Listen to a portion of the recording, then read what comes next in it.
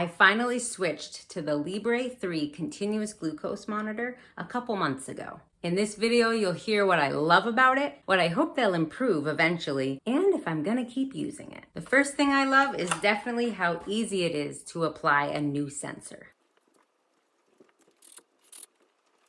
Even though it wasn't actually hard to apply a new sensor with the Libre 14-day or the Libre 2, this sensor removes one more step. There's no setup, there's no clicking or anything. You just twist this open and it's ready to go into your arm. Open the app, scan new sensor. This sensor will be ready in 60 minutes. The first thing I love about this is the size compared to the Libre 2 and the Libre 14-day. This is significantly smaller than this. It means that I don't have to wear an overpatch anymore to protect this from catching on my clothing, doors, kitchen cupboards. I was always bumping into things or ripping this off just even while I'm getting dressed. The Libre 3 is so thin and so small that I haven't caught it on anything. When it comes to accuracy, I'd say that it really is just as good as its competitors. I've double checked the number on my Libre 3 with the number on my blood glucose meter. They're usually very close. Remember, they're not supposed to be the exact same number because your blood glucose meter is measuring the amount of sugar in your blood. A CGM is measuring the amount of glucose in your interstitial fluid, the clear fluid that's in your tissue. When you eat a meal, the sugar actually affects your blood first, and then that sugar works its way to your interstitial fluid. So there should be a little delay, and these numbers shouldn't match. It's giving me my blood sugar readings. It's doing its job. I appreciate it. Considering no technology is perfect, and I've used the Libre 2, the Libre 14-day, and Dexcom, I know that this CGM is working really as well as I can expect any technology to work. Okay, but there are a few things that I actually really don't appreciate about the Libre 3. The first one, the most obvious one, is that it absolutely damages your skin more. I should explain that I have a lot of red spots on my arm from a genetic skin condition. Those red spots have nothing to do with the Libre 3, but I can still see the spot from my last CGM sensor 2 weeks ago. Here's the one I just removed. That spot is pretty significant compared to the Libre 2 or a Dexcom sensor. I don't know, something they did to make it so small meant they had to make the actual sensor bigger. That's my best guess. The fact that this one is still that noticeable is pretty significant. Okay, the alarms. I do appreciate that they have a really loud one and then a much quieter one, but there's only 2 options. On the most modern Dexcom, there's like 17 sound options. Only 2? Really? In today's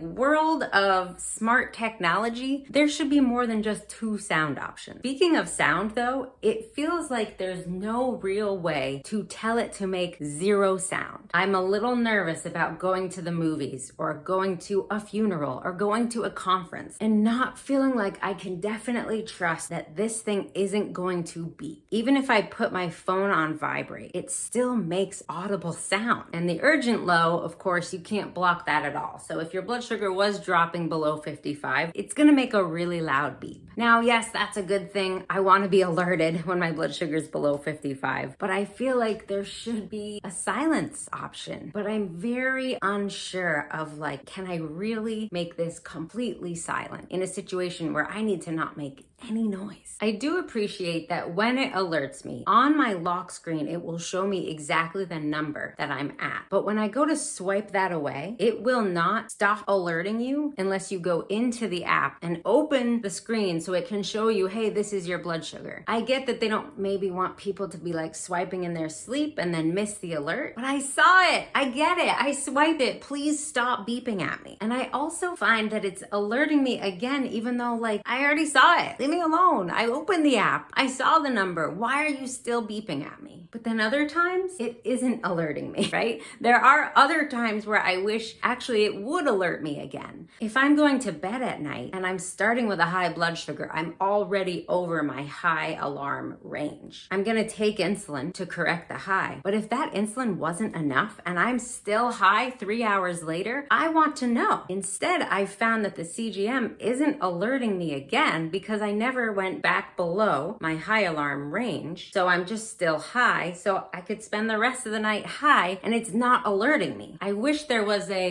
okay, I took a correction of insulin. Please check on me again in 2 hours and tell me again if I'm still high. The same thing seems to be true for low blood sugar alerts. I get it. I'm low. I acknowledged it. I treated the low. Can you just stop beeping at me? It's gonna take 15 or 20 minutes before my blood sugar comes up. Why are you still beeping at me? I already really don't like things beeping at me, which is why I used the Libre 14 day for so long, because it can't alarm you ever. You have to actually scan your arm to get data from the Libre 14 day. So I'm a little sensitive to all the alerts. I just wish that there was an option where you could say, I get it, I'm low. Please just leave me alone for 30 or 60 or 120 minutes. And if I'm still low or high after that period of time, then you can alert me again. My biggest complaint though is probably what happens when I'm exercising. While I'm exercising, I have my AirPods in and my CGM is in my fanny pack. Now it's alerting me while I'm running. And I stop and I look at it and I'm like, oh, it's not alerting me that I'm high or low. And I already knew I wasn't gonna be high or low. I actually teach people how to exercise without highs or lows. So I'm pretty confident when I go for a jog that I'm not gonna go high or low. I already have a good idea of what's gonna happen to my blood sugar. It turns out that what it's alerting me for is actually that it lost connection, sensor failure, sensor error. And this happens almost every time I go for a jog. That's pretty lame, Libre 3. I gotta tell you, that's pretty lame, because the time that most people do need the most blood sugar support is during physical activity. This doesn't happen when I'm walking my dog. For some reason, it seems to be that more intense physical movement. I don't really know, but it's only when I'm jogging. Here's my other complaint. I'd say at least 50% of the time, I get home, I pull out my phone, I look at my blood sugar, I find that it gives me a false high.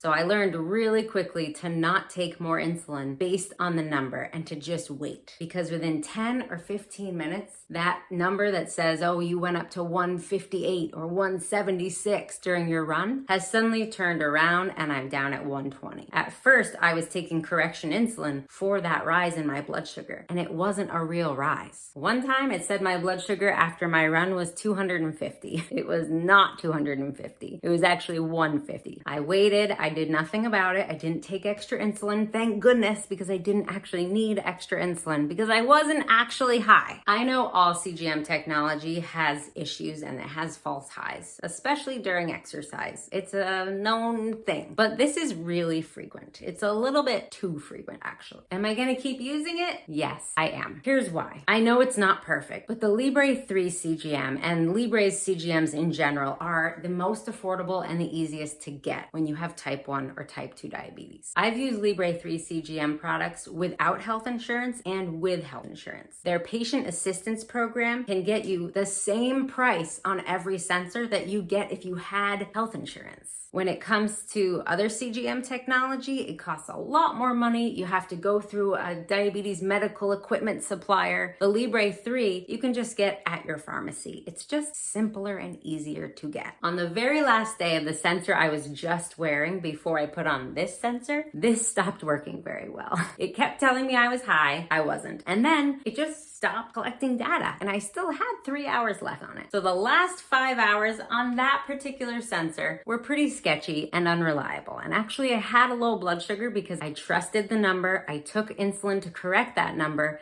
and it turns out I actually wasn't high and didn't need that correction of insulin. Again, that only was happening right after exercise or on the last day of the sensor. I haven't had that happen any other time. Would I recommend the Libre 3? Yeah, I think I would. I love the size of it. It has flaws, but they all have flaws. Like, I don't know any CGMs that don't have flaws. There are some things they could improve. So, you know, hopefully in the Libre 4, some of those issues get worked on. Trying to improve your time in range or your A1C? Check out these 2 videos. Hey, don't forget to subscribe, like this video, and leave a comment.